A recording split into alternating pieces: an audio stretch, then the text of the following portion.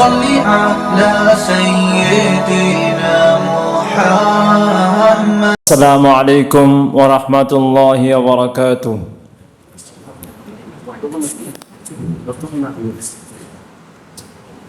الحمد لله نحمده ونستعينه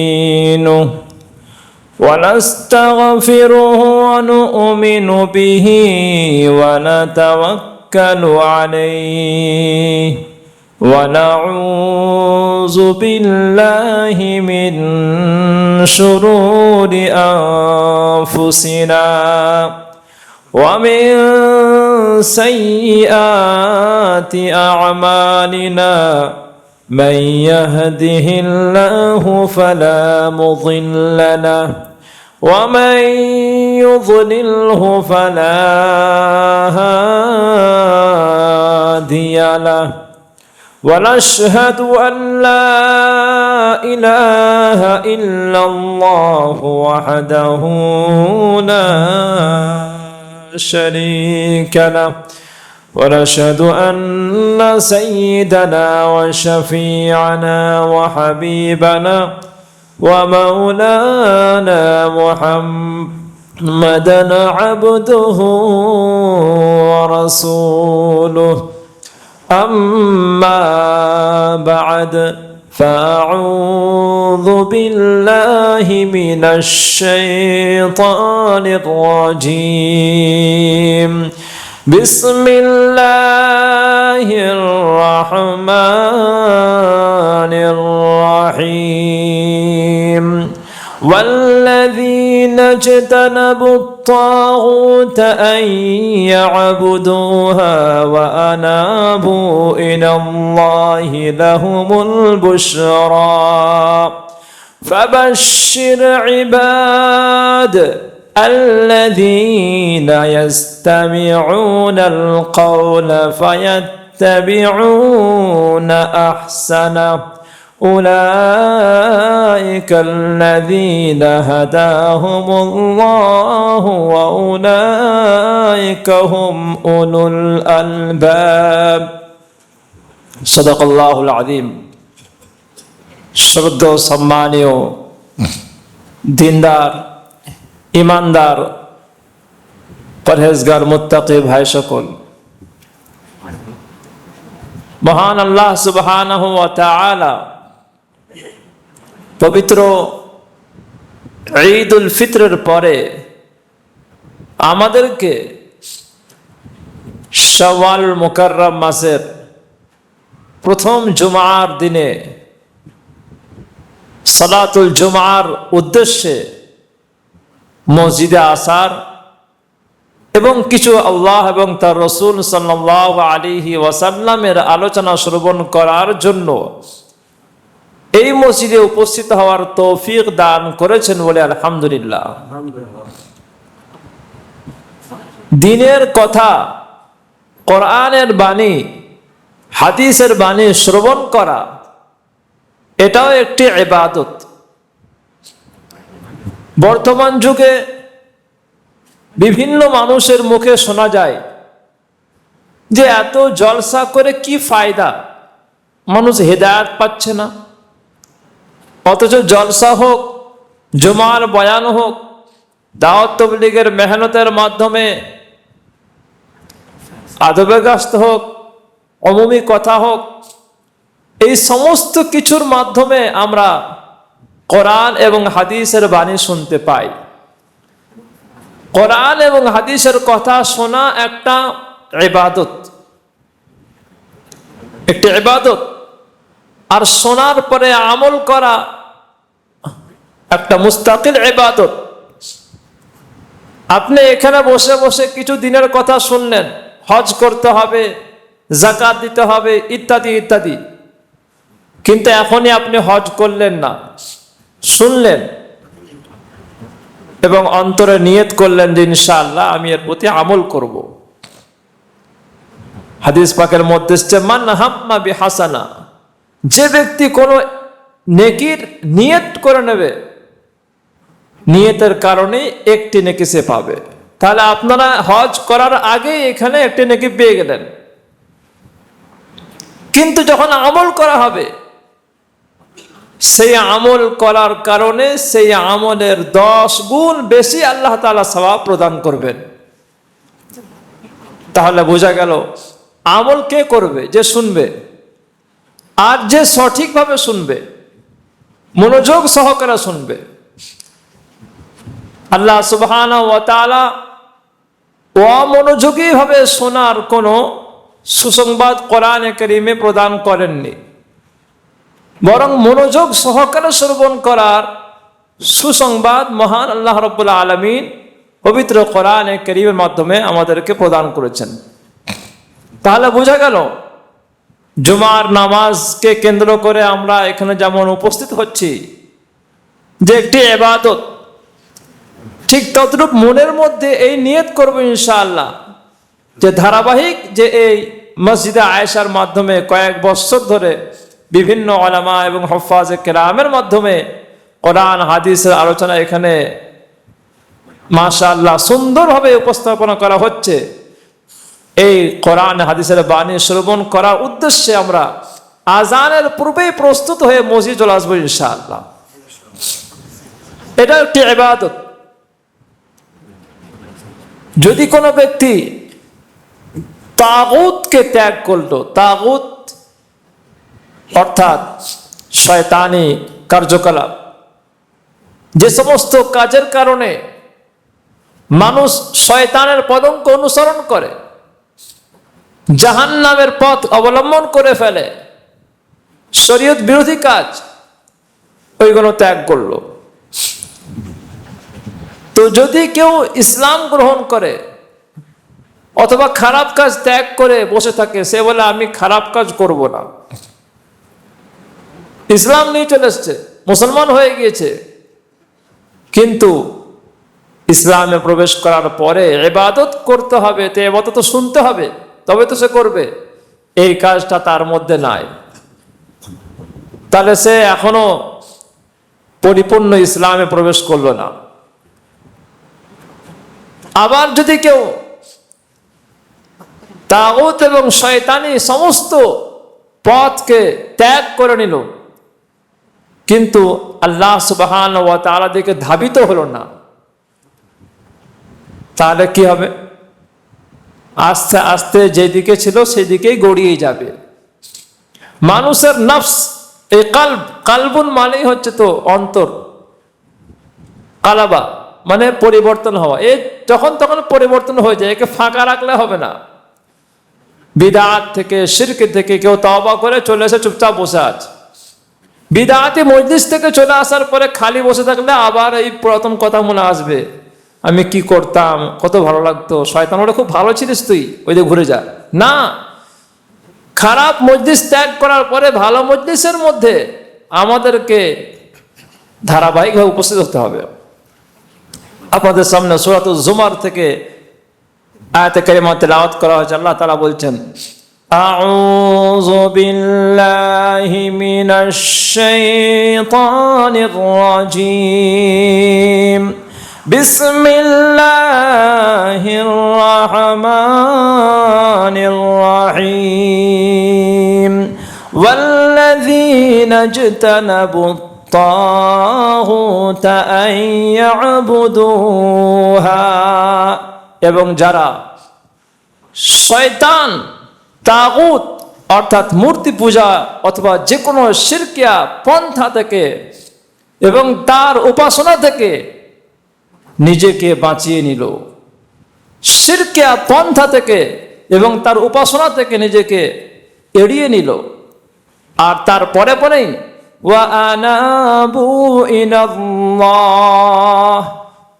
এবং আল্লাহ সুবহানাহু ওয়া তাআলার অভিমুখ হয়ে গেল, আল্লাহ সুবহানাহু ওয়া তাআলার দিকে সে মনোযোগী হয়ে গেল। ওই লাইনটা ত্যাগ করার পরে পরেই আল্লাহর দিকে ধাবিত হওয়া জরুরি।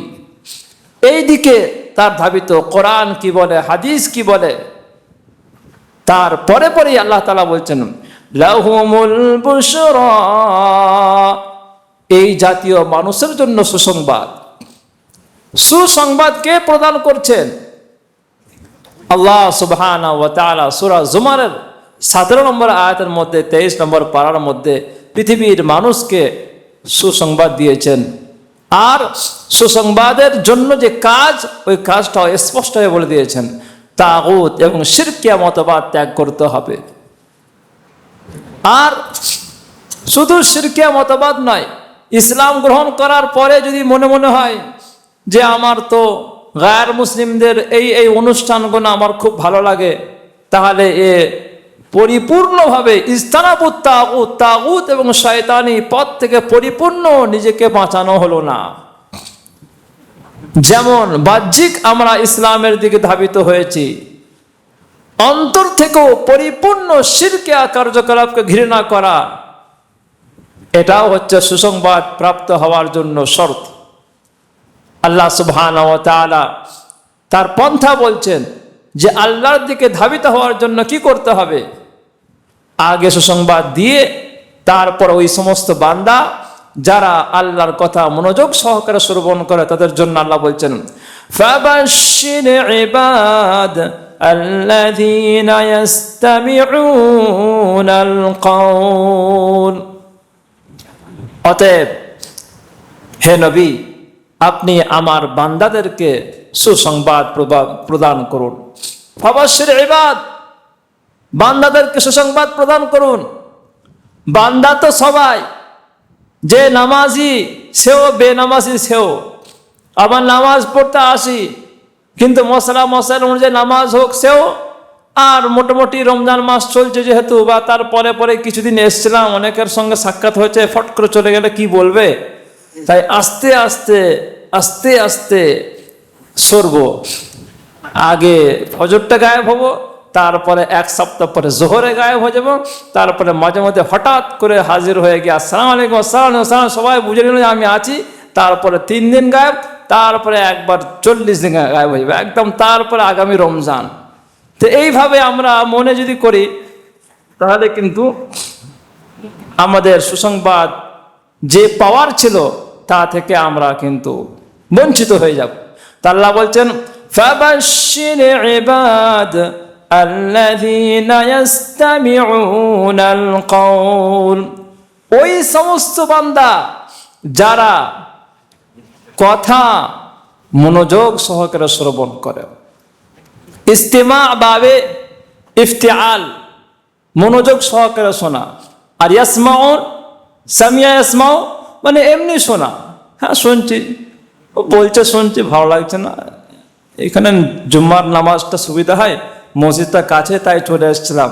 যদি জানতাম যে আর একটা মসজিদ আছে এখানে, আর এত শুনতে আসতাম না।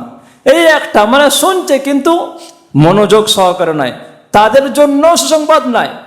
আমরা এখানে যতজন বসা আছি সকলে সুসংবাদ পাওয়ার যোগ্য নাই, কেবল তারাই যোগ্য, যারা ইয়াস্তামিউন, মনোযোগ সহকারে শুনবে, তারা যোগ্য নয় যারা ইয়াসমাউন, শুনছে কিন্তু ইচ্ছা নেই, শোনার ইচ্ছা নেই, ভালো লাগে না।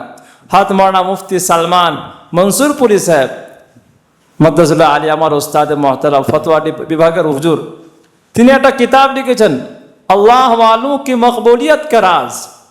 সেই কিতাবে তিনি লিখেছেন যে ওলামায়ে কেরামকে কেন্দ্র করে লিখেছেন যে ওলামায়ে কেরাম যদি কোনো জায়গায় দেখেন যে অন্য কোনো ব্যক্তি বয়ান করছেন, তো আপনি মনে করবেন যে আলহামদুলিল্লাহ, দিনের কাজ আমি করতাম, আমার উপরটা বোঝা ছিল, আমার অন্য ভাই এই বোঝাটা বহন করছে, আলহামদুলিল্লাহ, আল্লাহর শুকরিয়া।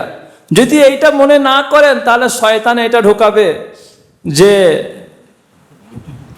আমার তো সব জানা আছে, এ আর শুনে আর কি হবে, তাই আমার প্রয়োজন নাই। না, হাতে আলী রাদিয়াল্লাহু তাআলা সম্পর্কে একটা মাকওলা, প্রবাদ বাক্য তিনারও বিখ্যাত আছে, যেটা আমরা প্রায় শুনে থাকি, কি যে আমলের নিয়তে যদি আমরা শুনি তাহলে সেই কথাটা 99 বার শুনলেও আমাকে মুহাসাবা করতে হবে আমার জিন্দেগিতে আছে না নাই।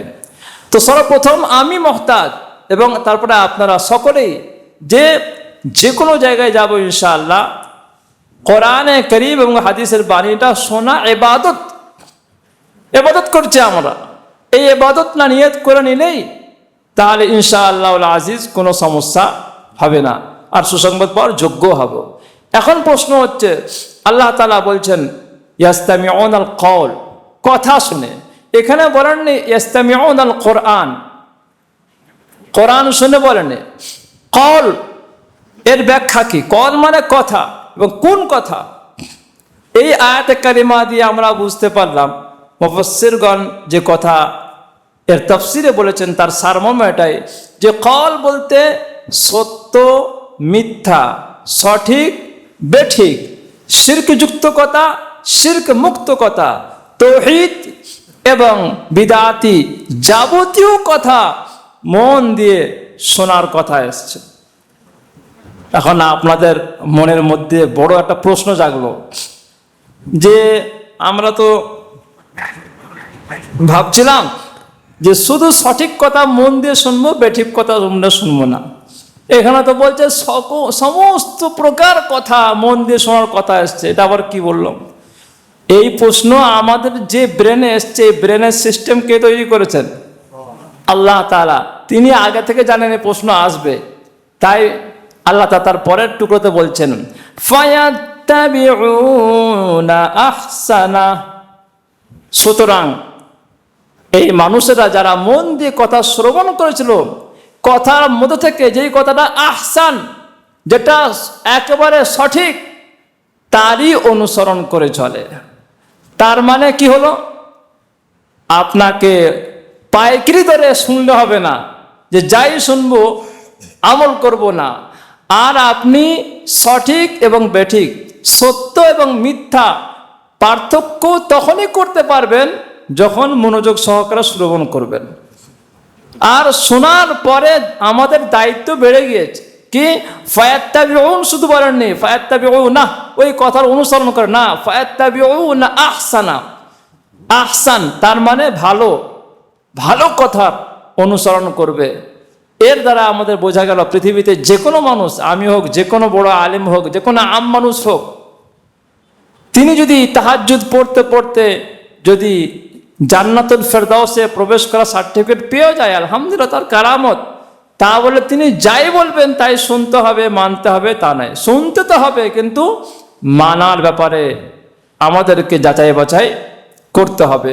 যাচাই বাছাই যদি আমরা করি তাহলে আমরা সুসংবাদের অধিকারীও হব, এবং আল্লাহর পক্ষ থেকে যাচাই বাছাই করার কারণে আমাদেরকে হিদায়াতের সার্টিফিকেট দেওয়া হবে যে আল্লাহ এদেরকে হিদায়াত দিয়েছে।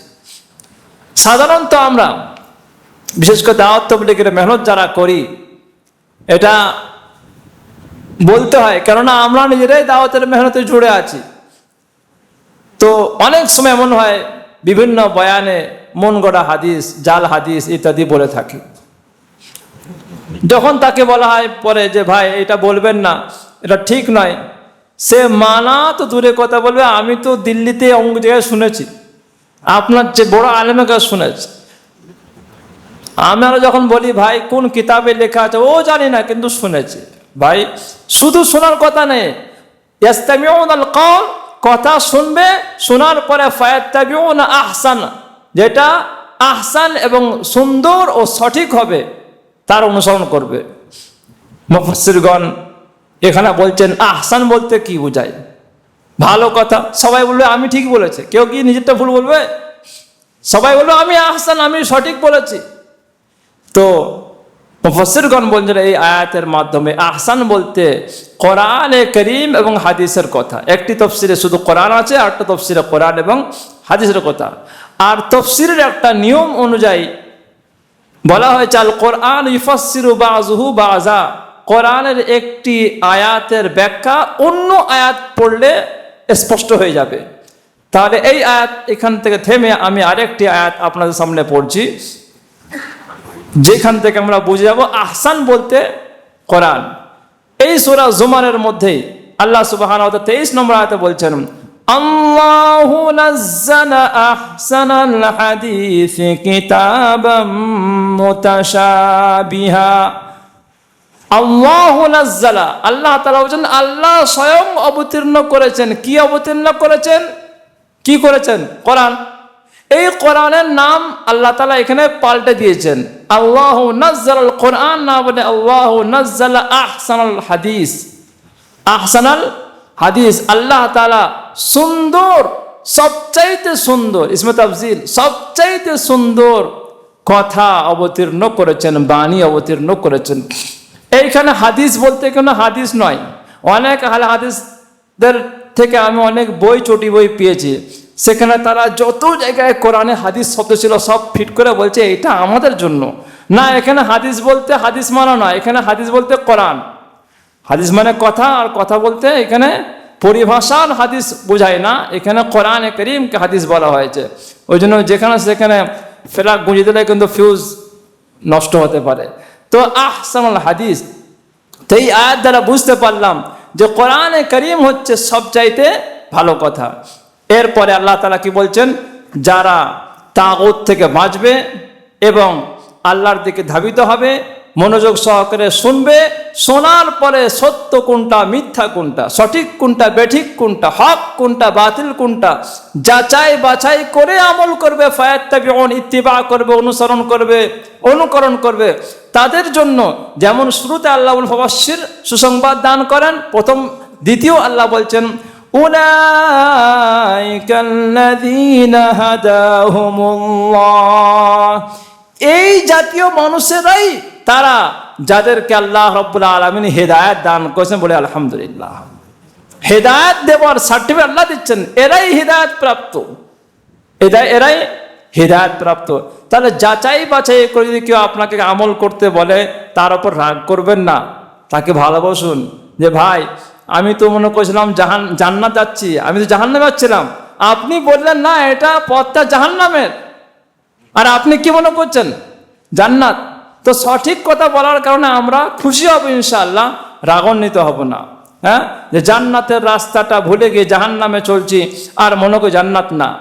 ওই যে একটি সূরার মধ্যে আল্লাহ কি বলছেন? আমিলাতুন নাসিবাহ তাসলা নারান হামিয়া, অনেক প্রচন্ড আমল করবে, নিজেকে ক্লান্তকারী আমল করবে, এত আমল করার পরিণাম সে দাও দাও করে জ্বলন্ত জাহান্নামের আগুন এসে আখরাতে পৌঁছে যাবে। তাহলে এমন মেহনত পরিশ্রমের যদি পরিণাম জাহান্নাম হয়, তাহলে কি ফায়দা আমাদের? আল্লাহ সুবহানাহু ওয়া তাআলা এই আয়াতের মধ্যে বলছেন আল্লাহ এদেরকে হেদায়েত দিয়েছেন। 3 নম্বর আল্লাহ বলছেন শুধু হেদায়েত প্রাপ্ত নয়, এরা বোকা নয়, আল্লাহ বলছেন আসল বুদ্ধিমান কারা? ওয়া উলাইকা হুম উলুল আলবাব, এরাই হচ্ছে বুদ্ধিমান। এই জাতীয় মানুষ যারা মনোযোগ সহকারে কথা শোনে এবং তার সত্য মিথ্যা যাচাই করে, সঠিক বেঠিক যাচাই বাছাই করে আমল করে, তাদের জন্য সুসংবাদ, তাদেরকে আল্লাহ হেদায়েত দিয়েছেন।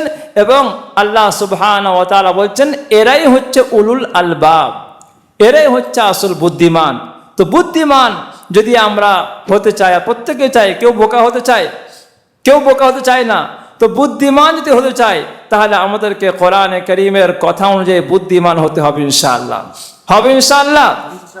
তো যতদিন এখানে বয়ান চলেছে বিগত, যেগুলো আমরা শুনতে পারবো ভিডিওর মাধ্যমে, আর যতদিন ইনশাআল্লাহ আগামীতে চলবে, আমরা সর্ব অবস্থায় নিয়ত করবো ইনশাআল্লাহ যে ওলামায়ে কেরাম, হুফাজে কেরাম, এখানে আমাদের দিনদার ভাইরা যে সমস্ত কথা বলবে, আমল করার নিয়তে আসবো ইনশাআল্লাহ, আসবো ইনশাআল্লাহ। আর এটা না ভাবি আজকের যে এই সমস্ত আমাদের বয়ানের সিলসিলা এগুলো বেকার, বেকার নয়। একটা মানুষ 80 বছর বয়সে তাকে ডাক্তার ভিটামিন দিয়েছে, ট্যাবলেট দিয়েছে, সে খাচ্ছে, খেয়ে যাচ্ছে। তো একজন পাশের একটা সাথী তাকে বলছে, আরে 80 বছরের বুড়ো, তুমি এত ওষুধ খেয়ে তোমার ফায়দা কি? সেই তো বুড়োই আছো, জওয়ান তো হচ্ছ না, বেকার ওষুধ খাও, ওষুধ বন্ধ করে দাও। সে বেচারা ওষুধ খাওয়ার কারণে অন্তত বুড়ো মানুষ সত্ত্বেও একটু বেলা হলে বাইরে ব্যালকনিতে বসতে পারতো, বাগানে বসতে পারতো, একটু হাঁটাচলা করতে পারতো, নাতিপতি কিনে ঘুরে বেড়াতে পারতো, একটু 4টে কথা বলতে পারতো। ওষুধ বন্ধ হওয়ার পরে বাস এমন বিছানা সজ্জা হয়ে গিয়েছে, বিছানাতে পেশাব, বিছানাতে পায়খানা, উঠতে পারে না, খেতে পারে না, অবস্থা খারাপ। ডাক্তার সাহেব বলে কি ব্যাপার, তোমার এই দশা কেন? বলছে আমাদের একজন বলল ওষুধ খেয়ে কোনো লাভ নেই, সেই তো বুড়ো আছো, জওয়ান তো হওনি। ডাক্তার সাহেব বলে আরে পাগল, জওয়ান তো হবে না, কমসে কম বিছানায় পেশাব পায়খানা তো বন্ধ হবে। হ্যাঁ, কমসে কম উঠে বসতে পারছো, চলাফেরাটা দরকার তো। আজকে এই ফিতনার জামানায় মেনে নিলাম বয়ানের মাধ্যমে, জুমার বয়ান, জলসার বয়ানের মাধ্যমে উম্মতকে যত আল্লাহওয়ালা হওয়া দরকার ছিল সেটা হয়নি ঠিকই, কিন্তু যদি এই বয়ান বন্ধ করে দেওয়া হয়, আগামীতে এই মসজিদটাই বন্ধ হয়ে যাবে, এই মসজিদই বন্ধ হয়ে যাবে।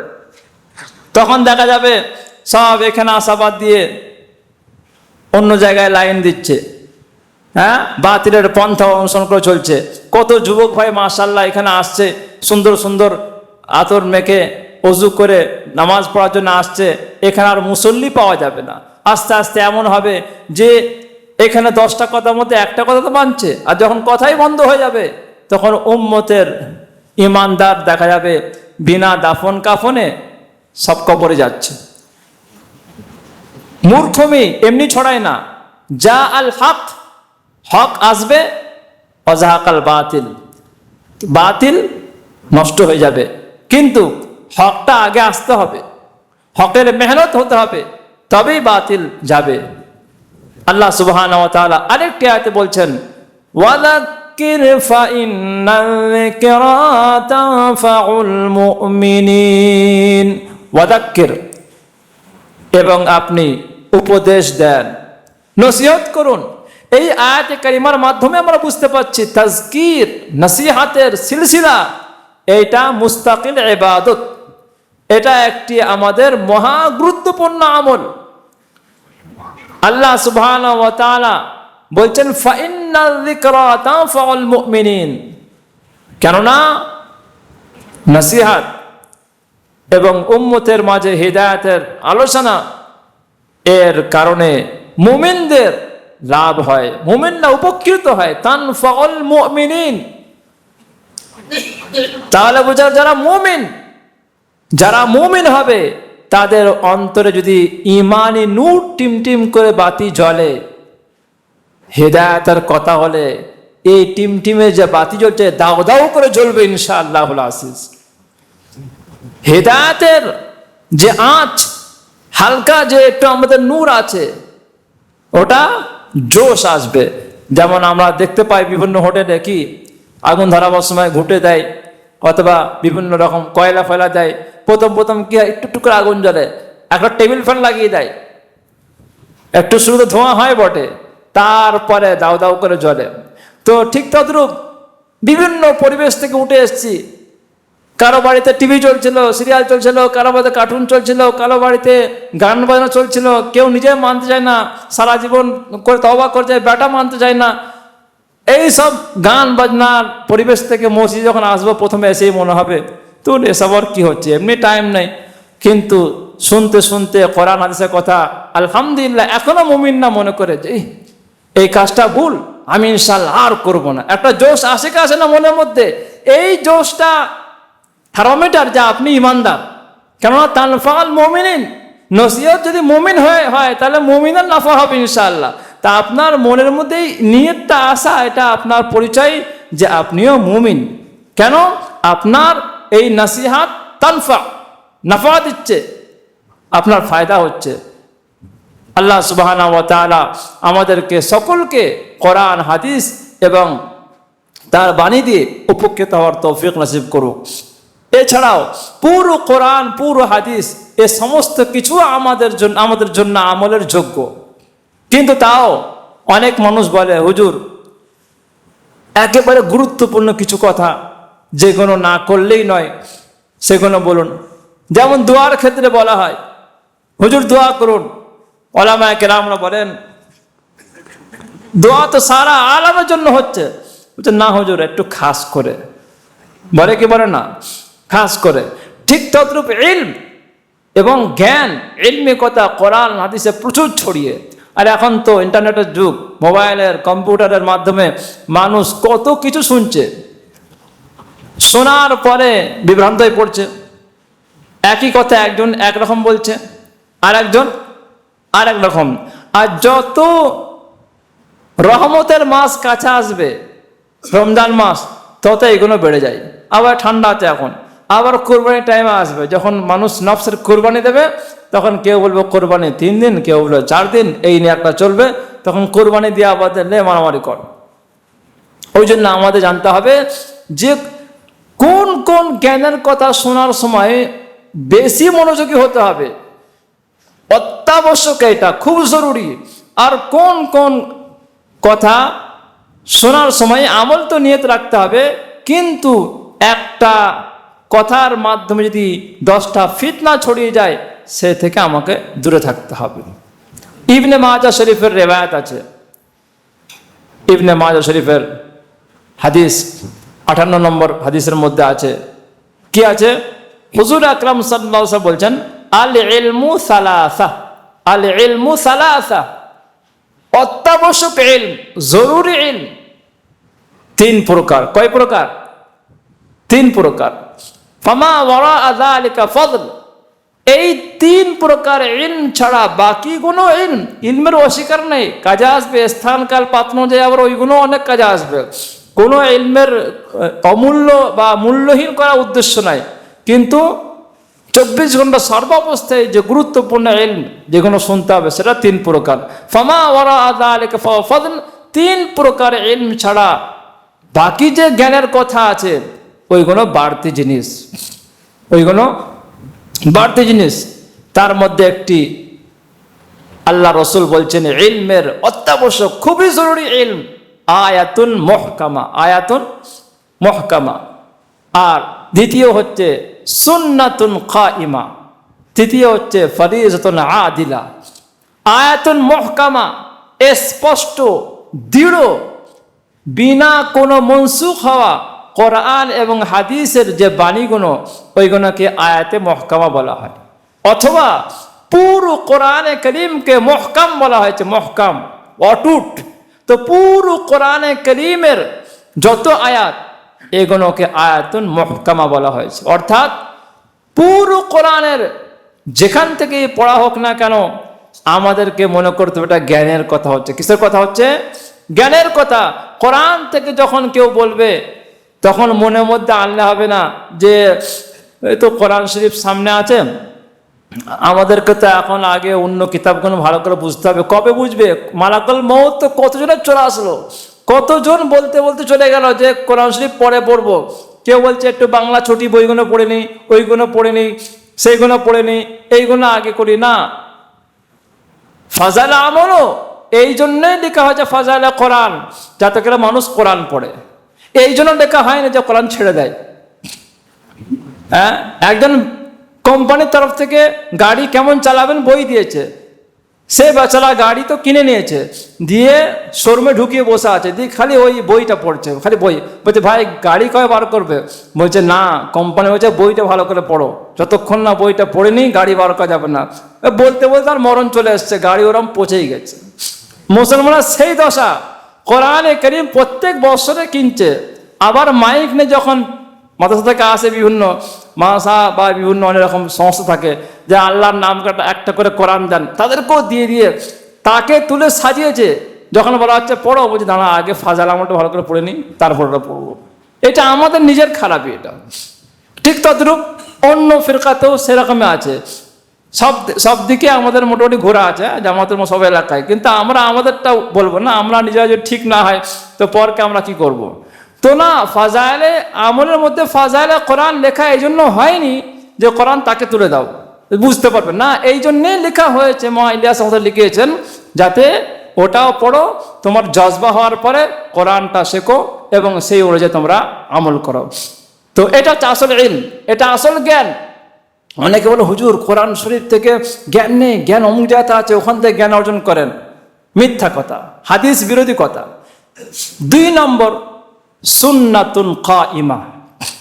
সুন্নাত পন্থাকে বলা হয় রসুল পাক সাল্লাল্লাহু আলাইহি ওয়াসাল্লাম ধারাবাহিক যে কথা বলেছেন বা করেছেন, অথবা কোনো সাহাবীকে করতে দেখে তিনি সাপোর্ট করেছেন, তিনি তার সমর্থন করেছেন, তার বিরোধিতা করেননি, এটা সুন্নাত। আবার সুন্নতের মধ্যে থেকে আবার কিছু কিছু সুন্নত যেগুলো শুরু জিন্দিগিতে নবীজি করেছেন, স্থান কাল পাত্র যে মনসুখ হয়ে গেছে, সেটা পাল্টে পরিবর্তন করা হয়েছে। তো তারপরে অন্য সুন্নত সেই জায়গায় দেওয়া হয়েছে। তো একে বলা হয় সুন্নাতুন কাইমা, যে সুন্নত আজীবন মওত পর্যন্ত রসুল পাক সাল্লাল্লাহু আলাইহি সাল্লাম করেছেন এবং ধারাবাহিকভাবে করেছেন। ধারাবাহিক এই জন্য বললাম, নবীজি রোজা অবস্থায় স্ত্রীকে চুম্বন দিয়েছিল, হাদিসে আছে, কিন্তু ধারাবাহিক নয়, বরং উম্মতকে শেখাবার জন্য এটা করলে তোমার রোজা ভাঙবে না, এই মশলা শেখাবার জন্য প্র্যাকটিক্যালি করে বুঝিয়েছেন। আর ধারাবাহিক নবী সুন্নত যেটা করেছেন সেইটা সহি হাদিস থেকে প্রমাণিত হতে হবে, এটাকে বলা হয় সুন্নতে কায়েমা। অর্থাৎ যে সুন্নত প্রতিষ্ঠিত সুন্নত, এই সুন্নতে কায়েমা বা প্রতিষ্ঠিত সুন্নত তখনই বোঝা যাবে যার মধ্যে প্রথম হচ্ছে আজীবন নবী পাক সাল্লাল্লাহু আলাইহি সাল্লাম মৃত্যুর আগে পর্যন্ত সেই কাজটা করে গিয়েছেন, অথবা বলেছেন অথবা সাপোর্ট করেছেন, আর সেইটা যেটা আমরা করব ওটা ধারাবাহিক করেছেন। তৃতীয় হচ্ছে সেটা সঠিকভাবে প্রমাণিত হতে হবে। প্রমাণিত এই জন্য বললাম, সাহেবরাত আসলে বলে হালুয়া খাওয়া সুন্নত, হ্যাঁ, আখেরি বোধ আছে বলবে যদি ওই মিষ্টি খাওয়া সুন্নত। তো সুন্নত তো অনেক চলছে, কিন্তু প্রমাণিত কি? প্রমাণিত নাই। ওই জন্য আমাদেরকে যাচাই বাছাই করতে হবে। তৃতীয় ইলম, অত্যাবশ্যক জরুরি ইলম হচ্ছে ফারিজাতুন আদিলা। ফারিজাতুন আদিলা অর্থাৎ এমন বন্টন করা, মিরাস এবং উত্তরাধিকার বন্টন করা, যে বন্টন ন্যায় অনুযায়ী হবে, ইনসাফের উপরে ভিত্তি করে হবে। সেই সমস্ত ইনসাফের সঙ্গে সম্পর্কিত মিরাস উত্তরাধিকার বন্টন করা, এটা হচ্ছে ইলম। অন্য হাদিসে বলা হয়েছে যে যে ফারায়েজ যেগুলো আমরা করি, মিরাস, কেউ মারা গেলে সম্পত্তি, এটাকে বলা হয়েছে নিসফুল ইলম, অর্ধেক জ্ঞান। অর্ধেক জ্ঞান যারা সিরাজ ইত্যাদি পড়ছেন তারা জানেন মশলা মশাইল ফজল আমল নামাজ কোরআন আর এই সহজ সহজ ঘটনা সম্পর্কিত আয়াত হাদিস মুখস্থ করা বলা অনেক সহজ, কিন্তু ফারায়েজের যে ব্যাপারটা আছে যারা করে তারা জানে একদম গণিত থেকে নিয়ে ওই দিকের নিয়ম এদিকের নিয়ম, আবার অনেক ব্যাপার আছে, অনেকে গুড়িয়ে ফেলে। ওই জন্য বলা আছে অর্ধেক জ্ঞান ওইটা, এইটাও জরুরি। মাওলানা ইলিয়াস রহমতুল্লাহ আলী বলতেন, আমার মন চায় মেওয়াতের মধ্যে মানুষ নিজেদের মেয়েদেরকে মহিলাদেরকে মিরাসে জায়গা জমিতে হক দেয় না, তো আমার ইচ্ছা হচ্ছে এবারে আমি দাওয়াত তবলিগের সাথে সাথে কি করে বাপেরা নিজের কন্যাদেরকে অথবা মানুষেরা নিজের বোনেদেরকে জায়গা জমিতে হক দেবে, এর মেহনত শুরু করতে ইচ্ছা হয়। দেখুন এটা আসলে ইলম, আর তিনিও ইচ্ছা প্রকাশ করে গেছেন এটা আমি করতে। একটা মানুষ কত কাজ করবে, কিন্তু তিনি ইচ্ছা প্রকাশ করেছেন, আর এই জাতীয় কথা মালফুজাত মা ইলিয়াস রহমতুল্লাহের মধ্যে লেখা আছে, ওখান থেকে কথাটা বলা হলো। তাহলে বোঝা গেল মিরাস সম্পর্কিত কথা। এই হাদিসের দ্বিতীয় ব্যাখ্যা লেখা হয়েছে, দ্বিতীয় ব্যাখ্যা ফারিজাতুন আদিলার ব্যাখ্যা, যে এখানে মিরাস উদ্দেশ্য নয়, বরং যে কোনো এমন মশলা মশাইল যেগুলো কোরআন এবং হাদিস থেকে ইস্তিমবাত করা, গবেষণা করে তার উপরে পুরো উম্মত একমত হয়ে গিয়েছেন, সেটাকে ফারিজাতুন আদিলা বলা হয়। অর্থাৎ অটুট ফরজ, এমন বিধান, এমন আল্লাহর হুকুম, যেই হুকুম কোরআন এবং হাদিস থেকে গবেষণা করার পরে পুরো উম্মত তার উপরে একমত হয়ে গিয়েছেন, একমত হয়েছেন। গবেষণা তো সবাই করে, আজকালও সবাই বলে আমি ইমাম আবু হানিফার চাইতে বড় ব্যক্তি, কিন্তু তার কথা তার নিজের দলে অন্য আলেম মানে না, মায়েকে অস্বীকার করছে। কিন্তু ইমামে আজম আবু হানিফা, ইমাম শাফি, ইমাম আহমদ বিন হাম্বল রাহিমাহুল্লাহ, ইমাম মালিক রাহিমাহুল্লাহ, এই চার ইমামের উপরে পুরো উম্মতের ইজমা, যে এর মধ্যে যে কোনো একটা ইমামের মাসলা মাসাইল অনুযায়ী কোরআন হাদিস অনুযায়ী ইস্তিমবাত করা যদি কোনো আমল করে তাহলে সে হক। আর চার ইমাম কখনো বলবেন না যে নামাজ ফরজ নাকি ওয়াজিব, জুমার নামাজ পড়তে হবে কি, ওতে কোনো মতবিরোধ নেই। মতবিরোধ তো তখনই হয় যখন কোনো এক বিষয়ে দুই প্রকার হাদিস, দুই প্রকার আয়াত আসে, তার ব্যাখ্যায় বা কোনো এমন একটা হাদিস চলে আসে যে হাদিস মুতাআরিজ, অর্থাৎ যে একটা হাদিস একরকম অন্যটা অন্যরকম, তো একটা ইমামের নিকটে এই হাদিসটা বেশি মনে হচ্ছে, তিনি আমল করেন, আর একটা ইমাম অন্যটা। তাহলে এটা মতবিরোধ নয়, এটা প্রত্যেকেই একটা করে হাদিস আমল করে তিনারা বুঝিয়ে দিলেন যে আমরা নফসের গোলামি করিনি। তো উলামায়ে কেরাম থেকে ইস্তিমবাত করা যে সমস্ত মসলা, এগুলো আমাদেরকে আমল করতে হবে। তো আল্লাহ তাআলা আমাদেরকে আমল করার তৌফিক নসিব করুক। বিশেষ করে এখন এই একটি কথা বলেই শেষ করে দেব, এই শাওয়াল মাসেতে 6টি রোজা যদি কেউ রাখে তাহলে সেজন্য আজীবন রোজা রাখলো। সহিহ মুসলিমের রিওয়ায়াত, মান সামা রমজান, যে ব্যক্তি রমজান মাসে রোজা রাখলো, সুম্মা আতবাহু সিত্তাম মিন শাওয়াল, তারপরে সে পরস্পর 6টি রোজা রাখলো। পরস্পর রাখলে মানে ছেড়ে ছেড়ে 6টা রোজা হতে হবে, একসঙ্গে 6টা রাখলেও হবে, আতবাহর মধ্যে হবে। আর আপনি একটা রাখলেন, একদিন রেস্ট নিয়ে আরেকটা, এটাও চলবে, কিন্তু শাওয়াল মাসের মধ্যে হতে হবে। তাহলে নবীজি বলছেন কানা কাসিয়ামিদ্দার আও কামা কাল আলাইহিস সালাম, সে এমন হলো যেমন সে আজীবন রোজা রাখলো। দাহারের আরেকটি ব্যাখ্যা হচ্ছে সে যেন সারা বৎসর রোজা রাখলো, সারা বৎসর রোজা রাখার যা সওয়াব তাই পাবে। আল্লাহ সুবহানাহু ওয়া তাআলা আমাকে আপনাকে সকলকে আমল করার তৌফিক নসিব করুক। আমা আলাইনা ইল্লাল বালাগ।